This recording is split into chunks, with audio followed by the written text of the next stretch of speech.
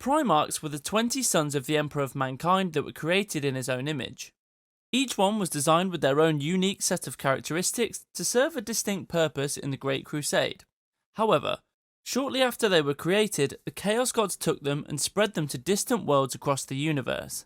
The Emperor managed to reunite with most of his sons, but they would ultimately be the cause of the greatest conflicts in the Warhammer 40K universe. So, in this video, I'm going to break down every single one of the Primarchs and how their actions affected the lore of the series. Lionel Jonson, 1st Legion. The Primarch of the Dark Angels Legion. Lionel Jonson landed on a feudal death world called Caliban. He was adopted and raised by a man named Luther, who inducted him into the secret order of knights called the Order. There, Lion learned to be a master of war and keeping secrets, which became a bit of an obsession for him. Thanks to his Primarch genetics, the Lion quickly became master of the Order, and led his warriors in a campaign to kill all the mutated, great beasts that terrorized Caliban's people. By the time he was a teenager, he had absorbed or defeated all other Caliban's Knight Orders and become ruler of the planet. Lion grew rapidly and adapted to the customs of the inhabitants of the planet. Luther and Lion formed a strong friendship, complementing in skills and abilities. When the Emperor came to Caliban and offered Lion his own legion, with the support of Luther and the rest of his knights, he accepted and took control of the Dark Angels Legion. Later, Lion fought and survived the Horus Heresy, falling asleep for 10,000 years. After he woke up, he found the galaxy in an even worse state than when he left it, and fate guided him to a duel with the creature that had once been his brother, Angron. Though Angron was physically more powerful, Lion's childhood on Caliban had taught him how to confront enormous and ferocious monsters. The two Primarchs clashed, with Angron slashing at the Lion, who could only parry with the Emperor's shield or deflect them with his sword. Eventually, Lion's cunning overcame Angron's ferocity, and, taking advantage of a vicious charge from the Demon Prince, he turned his own strength against him, impaling him with his weapon and knocking him to the ground. Angron was finished off when the Lion smashed the Emperor's shield into his face, and once more he was banished to the Imperium. Now, he's on a never-ending mission to reunite his Dark Angels Legion, split all across the Imperium of Man, and fight Chaos and other enemies of the Emperor. Unknown, 2nd Legion. The identity and fate of the second Primarch is unknown. He was never found by the Emperor. Fulgrim, 3rd Legion. Fulgrim, Primarch of the Emperor's Sons. He started as probably the most inspiring success story among all the Primarchs. Fulgrim landed on the poor mining world of Chemos, where he was taken in by a group of factory workers in the city of Kallax. As he grew and worked the factory lines, he outdid every other worker, becoming the senior executive in no time. From there, Fulgrim uses supernatural charisma to get resources and reactivate the forgotten mines across Kallax. He united the whole planet under his leadership within a few decades, changing Chemos from a dying world into a rapidly advancing civilization. When the Emperor showed up to offer him a legion, Fulgrim immediately accepted, because that sounded way more exciting than running a planet. Fulgrim was known for his desire to be the best at anything he did, and it was this way that he commanded his legion, called the Emperor's Children, and pushed his soldiers to always seek perfection. This made them incredibly effective in battle, but the quest for perfection also made them vulnerable to Slaanesh, the chaos god of excess and temptation. When Fulgrim was fighting some Xenos called the Lair, he claimed a mysterious sword, the Anatheme, which turned out to have a powerful demon of the dark god Slaanesh inside. This led him to duel his brother and best friend Ferrus Manus during the Heresy, in which, after a fierce battle, he cut off his brother's head. After killing his closest brother with his own hands, Fulgrim finally gave in to the whispers of the chaos, which spoke to him with promises of easing his pain. Fulgrim was then fully possessed by the demon residing in his cursed sword, and during the Siege of Terra, he left his military duties to terrorize civilians for his own enjoyment. Fulgrim retired to the now demonic world Kallax, and he still governs there, observing and creating such extreme and immoral sensations and experiences that no mortal can imagine them, fully giving himself to chaos and becoming a demon prince of Slaanesh. Perturabo, the 4th Legion, Primarch of the Iron Warriors Legion. Perturabo landed as a baby on the planet Olympia, where he was adopted by Damokos, the ruler of the city-state of Lokos. His adoptive father quickly realised this kid was a mathematical genius and decided to exploit it. Perturabo became a high commander in Damokos' armies when he was still young, inventing new military technologies that made Lokos the dominant power on Olympia. When Perturabo was found by the Emperor, he was sent to Terra to take command of the Iron Warriors Legion. It was said that Perturabo didn't really care about reuniting with his father, he just accepted because he didn't have anything else to do. But his future job couldn't have been more boring, as he was always stuck with the worst jobs during the Great Crusade. While his brothers got glory and recognition, Perturabo got siege warfare and garrison duty. So, when his brother Horus approached him to join his rebellion, Perturabo thought, finally, someone who appreciates my talents. During the ultimate siege warfare on Terra, he faced his nemesis, his brother Rogal Dorn. After the heresy, Perturabo ran away into the Eye of Terror, but not before proving a point and capturing one of Dorn's most prized fortresses. Inside the Eye of Terror, he sacrificed his gene seed in a ritual to become a demon prince of chaos, because to him, becoming a demon was way more exciting than dealing with boring war tasks. Jagatai Khan, 5th Legion. Now let's talk about the most noble of the Primarchs, Jagatai Khan of the White Scars Legion. Jagatai was raised on the steppes of the planet Chogoris. Chogoris was ruled by an aristocrat power called the Palatine, but most of the planet was populated by nomadic tribes who lived outside their control. Jagatai was found and adopted by Khan, chief and captain of the Talaskar tribe. When Jagatai was still a child, Khan was killed by their rival tribe, and young Jagatai took command and killed the enemies in revenge. By doing this, he gained the title of the Khan within just 20 years. The Khan then led a long campaign to unite the Chogorian tribes under his Talaskar Confederacy, building a highly organised nomadic army that specialised in assault bikes. He eventually used this army to bring down the Palatine, becoming the sole ruler of the planet. 6 months later, the Emperor arrived with Horus to claim the loyalty of Jagatai and the planet Chogoris. The Khan agreed to join the Imperium only after negotiating guarantees for the cultural freedom of his people. But this caused problems later, because the Khan maintained old Chogorian traditions that didn't align with the imperial doctrines of his father. Because of this, when the Horus heresy started, many people thought he'd betray the Imperium, but he stayed loyal to the Emperor. The Khan and his White Scars Legion riding their assault bikes were key during the Siege of Terra, taking massive losses but buying crucial time for reinforcements to arrive. Jagatai fought alongside the White Scars for another 70 standard years after the end of the Horus heresy, before finally vanishing near the Maelstrom, an area of space with chaos storms so dense that stellar travel is impossible. He is believed to have been pursuing a powerful Drukhari lord, and his fate remains unknown. Leman Russ, 6th Legion. Leman Russ, also known as the Wolf King, is the Primarch of the Space Wolves Legion. Russ landed on the planet Fenris, a death world covered in ice. He was first adopted not by humans, but by Mother Thunderwolf and raised among her cubs. When hunters killed his pack, he was brought before King Thengir, the leader of the Russ tribe. Now with his new pack, he became the most feared warrior, slaying armies and massive beasts with just his bare hands. And when King Thengir died, Russ was named king in his place, making all the tribes on Fenris become loyal to him. Later, when the Emperor found him, he made him his personal executioner. Russ was one of the best fighters in the universe, but he wasn't able to reach Terra in time to help in the final fight against Horus.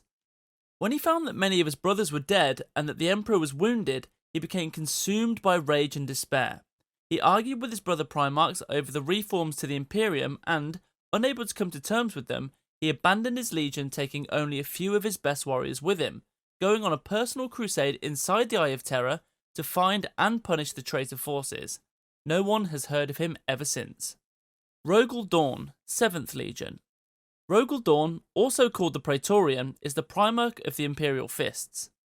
He landed on the death world of Inwit, where he was taken by the leader of one of the planet's hive clans. His adoptive grandfather raised him with love, but also taught him that life was tough, which made Dorn practical, analytical, and almost emotionless.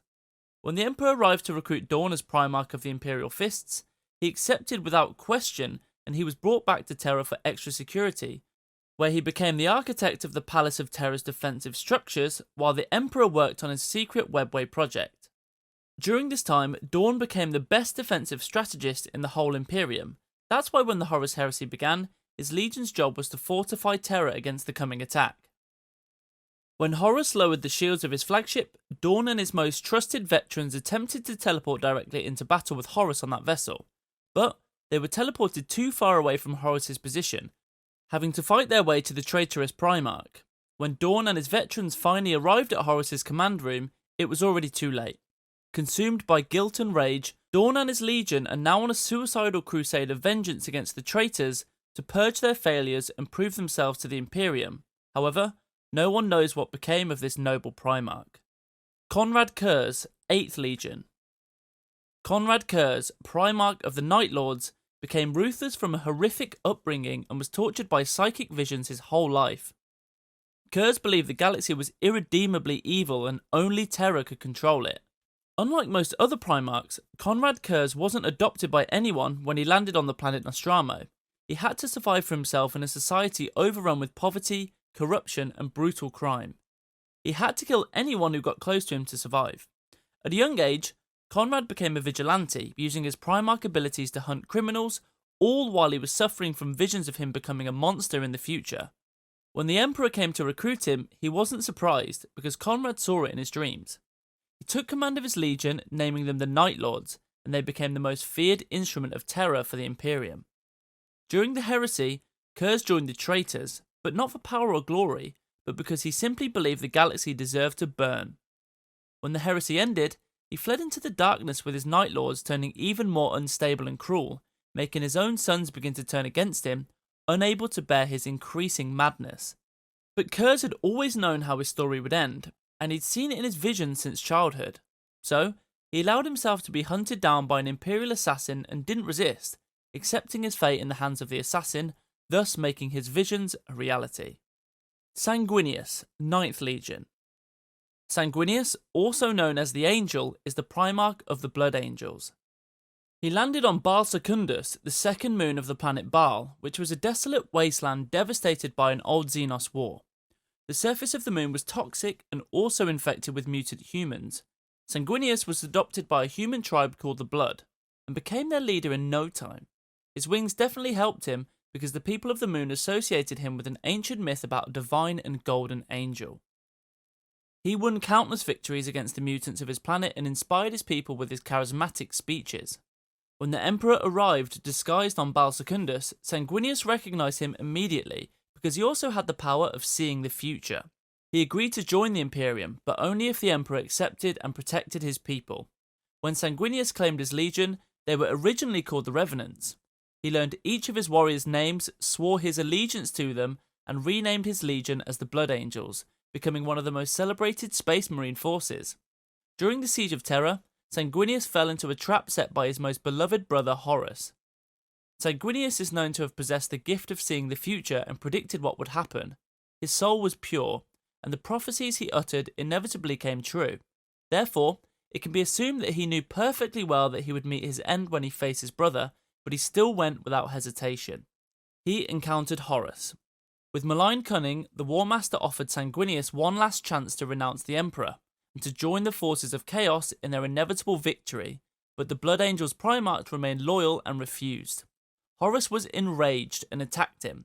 The battle raged across the demon-infested ship, but even though he was one of the most powerful Primarchs, he was killed by his brother in an epic fight. Ferrus Manus, 10th Legion. Ferrus Manus, also known as the Gorgon, is the Primarch of the Iron Warriors. Ferrus landed on the volcanic wasteland planet of Medusa, where he wasn't adopted by anyone and grew up learning to survive alone, hunting a massive metallic worm that attacked him as a child. When he finally got in combat with the worm, he killed it by melting it in boiling lava, which made his hands meld with the necromerdis metal skin of the creature. When the Emperor came for him, Ferrus attacked him to test his strength, and joined the Imperium only after being defeated.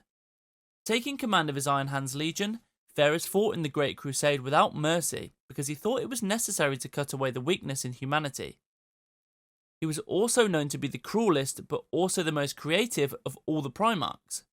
He used his metallic hands to forge legendary weapons for his brothers. Even though he was respected by his brothers for this ability, he wasn't really loved by them, and his only and closest friend was his brother Fulgrim. They were so close that they forged each other's relic weapons. Ferrus gave Fulgrim the sword Fireblade, and Fulgrim made him the Thunderhammer Forgebreaker.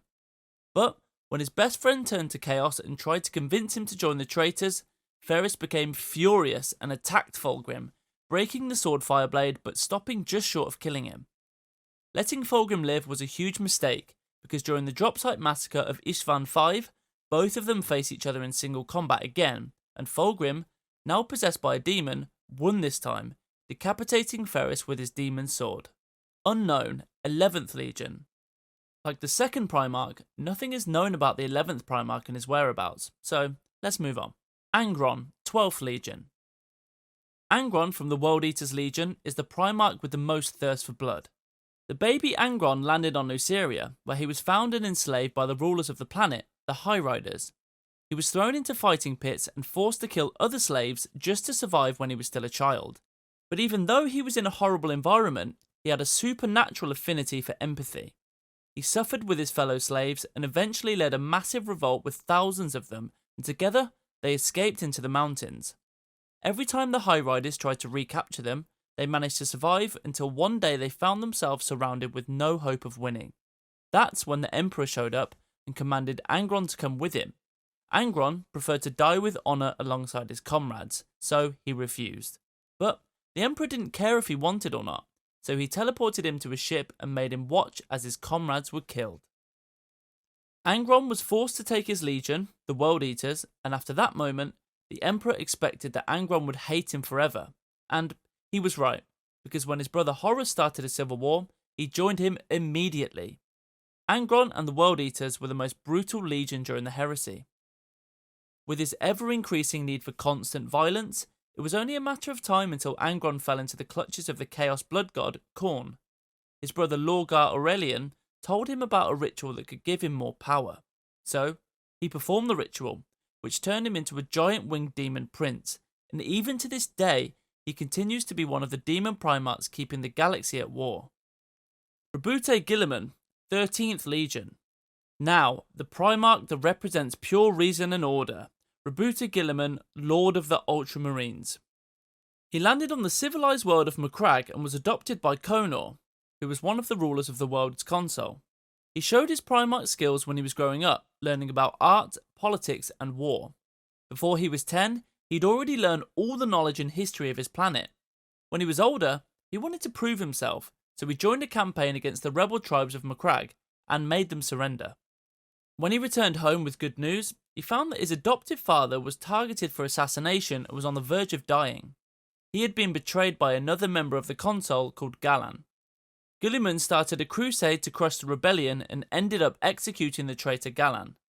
When the rebellion was crushed, he became the sole ruler of Macragge, making it free of any injustice. When the Emperor found Guilliman, he was already the ruler of his planet. The Emperor set up Macragge as the home base for Guilliman's Ultramarines Legion, which would soon become one of the Imperium's largest and most decorated fighting forces. During the Horus Heresy, it was well known that Guilliman would stay loyal and that the Traitors' army wouldn't stand a chance against the Ultramarine forces. So, Horus tricked him by launching a surprise attack on planet Calth, one of the Ultramarines' base planets. Guilliman survived this attack, but Horus's forces created the Ruin Storm, a massive warp storm that cut him off from the rest of the Imperium until he found a breach and was able to rejoin the fight in the Heresy.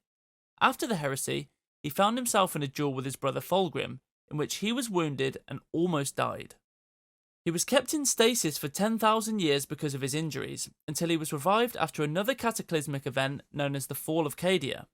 Right now, he's one of the only 2 loyal Primarchs still alive today, and he rules humanity as the Imperial Regent, commanding a new crusade to reconquer lost areas of the Imperium.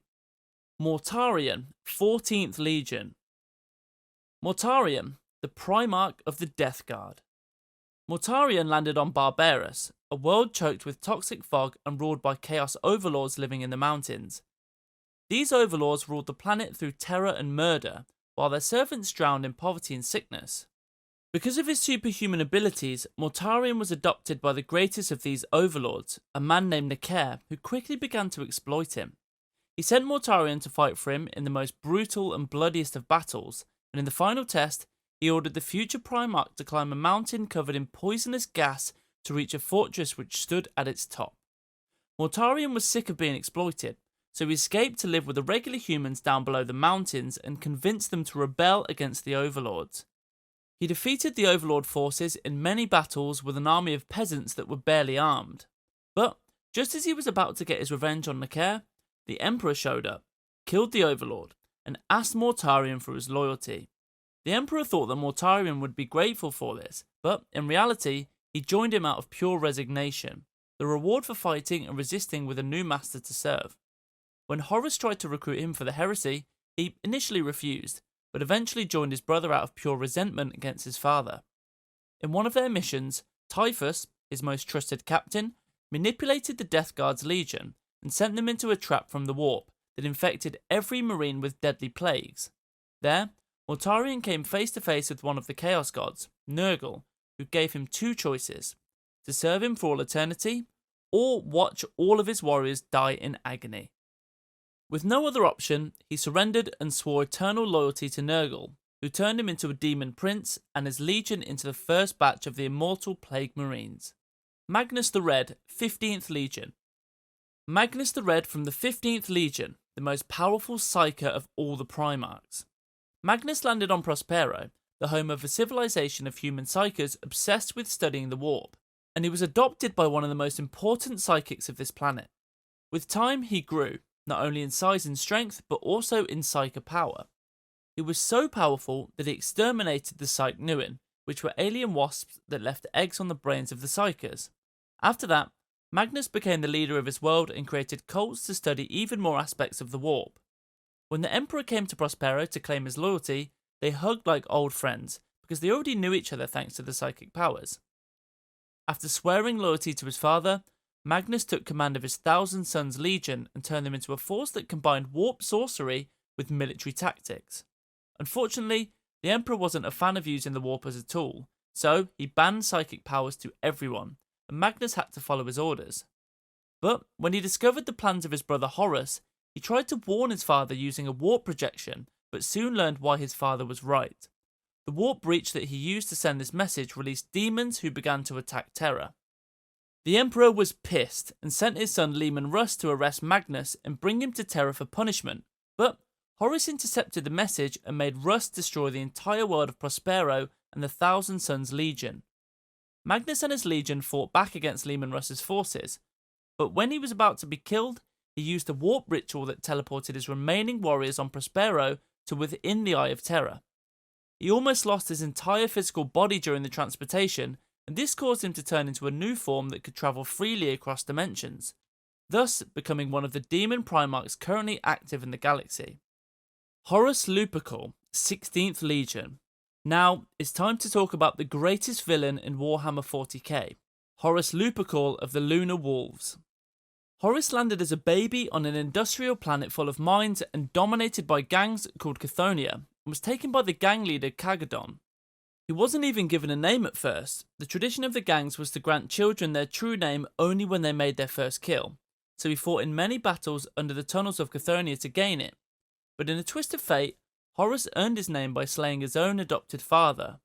He named himself Horus because he said this moment was when he unlocked his true Primarch self. Horus was the first of the Primarchs to rejoin the Emperor, when Tech Priests recognised him and brought him in. Because he was the first found Primarch, Horus became the Emperor's favourite and built a personal bond that no other Primarch could ever match. He fought side by side with his father 3 decades before the next Primarch was even discovered, making his Lunar Wolves the first legion of the Imperium. His Primarch skills made him not only a tactical genius, but was also liked by every Primarch and Marine due to his charisma and modesty.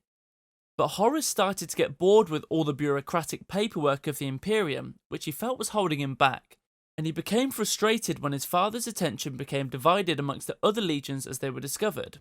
He renamed his legion from Lunar Wolves to Sons of Horus, so when his brother Lorgar tried to corrupt him, he didn't have to do much work. To be sure about the corruption, Lorgar wounded Horus with the cursed sword, the Anatheme, which was full of chaos influence and put Horus in a coma. In a desperation to save their Primarch, his captains agreed to heal him with a mystic ritual in the Temple of Chaos. During the ritual, he was put into a trance that showed him visions of the future where the Emperor was worshipped as a god while humanity suffered. When Horus woke up, he was convinced that he had to dethrone his father to prevent this future at all costs. This ignited the spark of the rebellion that would come to be known as the Horus Heresy. And in fact, we did another video on that story, so if you want to know more about it, it'll be linked in the description. Lorgar Aurelian, 17th Legion. Lorgar Aurelian from the Wordbearer's Legion is the Primarch responsible for the greatest catastrophe in the Warhammer 40K universe. Baby Lorgar arrived on the giant planet Colchis, a world that had developed into a society controlled by the Covenant, a group of religious fanatics, and was taken by one of his exiled priests called Corvus. The priests of the Covenant preached the Old Faith, a religion worshipping the four gods of chaos. Corvus was fascinated by the extreme faith of Lorgar and turned him into an archpriest. But Lorgar went against his faith when the Emperor came to Colchis. To him, the Emperor was the confirmation of the prophecy that the true god had come.